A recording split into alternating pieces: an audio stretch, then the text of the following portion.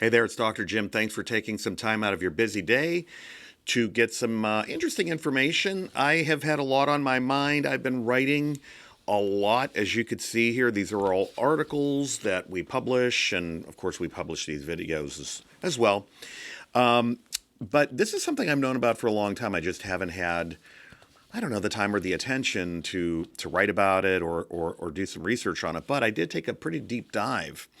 My topic today is, what is treatment-resistant depression? It's currently estimated that around 9 million Americans have a condition called treatment-resistant depression, or it's also called difficult-to-treat depression. It's a very serious problem that arises when an individual will take a full round of an antidepressant for 8 to 14 weeks and they see no result whatsoever. So the doctor says, let's discontinue that antidepressant. Let's try another antidepressant. And then you're on that antidepressant for another 8 to 12 to 14 weeks. And again, no results.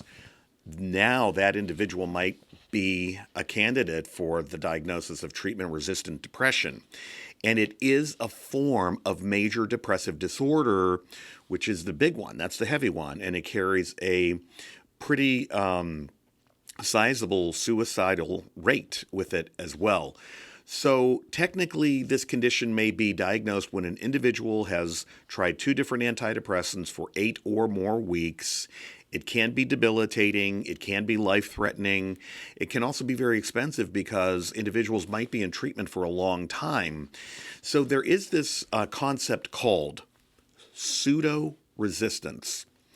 Pseudo-resistance. That means it's not real treatment-resistant depression. Well, how can that happen, you might ask? It can happen when the physician orders a suboptimal milligram size or dosage of an antidepressant. In other words, the dose is just too small to be effective over the course of 8, 10, 12, 14 weeks. So that could be behind it. The other thing is, and you might know people like this, I certainly do, they'll take their antidepressant today, they'll forget tomorrow. They'll take it the next day, they'll forget for the next 2 days. I even know someone who they'll forget today and tomorrow, so the next day they take 2 or 3. Meds don't work like that. That's kind of dangerous, as a matter of fact. So that's not real treatment-resistant depression. That's basically not following your physician's orders or taking the medication as prescribed. Now, there are some treatment options, and one of them, believe it or not, is good old-fashioned, created in the 1960s, lithium. Lithium, as you know, is a mood stabilizer, and it has shown to be very effective for some individuals who have treatment-resistant depression, especially when it's combined with Celexa.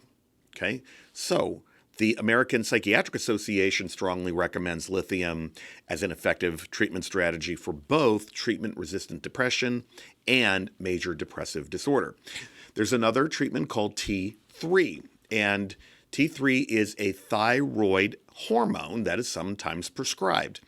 Thyroid levels, as you know, can influence mood.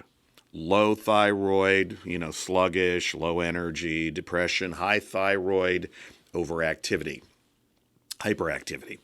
So T3 not only has been shown to help manage symptoms, but it's better tolerated than lithium, and it certainly requires less clinical monitoring. In other words, you don't have to go to the doctor as often as you would to monitor lithium levels in your blood work. Another option, second-generation antipsychotics. Don't get scared about the word antipsychotic. Some of these can be very effective at low doses. So research shows that second-generation or atypical antipsychotics work with both dopamine and serotonin, and they include meds that you've heard of: Zyprexa, Abilify, Seroquel, Risperdal, and Latuda. Research has found positive outcomes when these medications are used in combination with SSRIs, Paxil, Prozac, Zoloft, for instance, or SNRIs, including Cymbalta, Meridia, and one that's been around for quite a while, Effexor. Okay? Psychotherapy can be very effective, and during my time, I worked with a group of psychiatrists, geropsychiatrists, for about 7 or 8 years. And their mantra was, let's start a patient on both antidepressants and a round of psychotherapy at the same time. The reason being, if the depression is truly caused by an imbalance in neurochemicals, serotonin, norepinephrine, or whatnot, then the antidepressants might work, and we can see some results faster. If, for instance, the patient is an individual who's they're experiencing cognitive forms of depression, like I have low self esteem, I think very poorly of myself, I have poor self image, I just think that everything in my life sucks, then antidepressants may not help that, but the way I think, so cognitive behavioral therapy, for instance. So a prescription of both talk therapy and medications at the same time might be more effective. Now, here are some new and unconventional approaches that I think are very interesting, and they include ketamine, because ketamine has been shown in some studies to be a rapid acting antidepressant, and it's being used to reduce suicidal thinking. Check that research out. Hallucinogenic mushrooms in microdoses are also showing to interact with serotonin and better manage symptoms of depression. Anti-inflammatories are being used as well. So there's so much going on out there. I just love this line of research. Keep coming back. I'm Dr. Jim Collins. I'm never going to stop reading, researching, diving deep into the academic medical literature out there, and bringing some good summaries to you. See you soon. Thank you for watching the video, and I'd like to show you my new book, Living Longer and Stronger with CBD.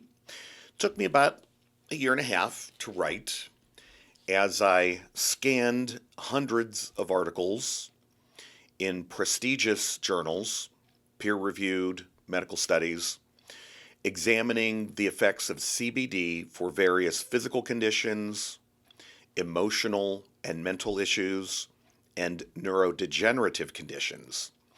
And I condensed all of those findings into one book. I believe that there's something in here for everyone.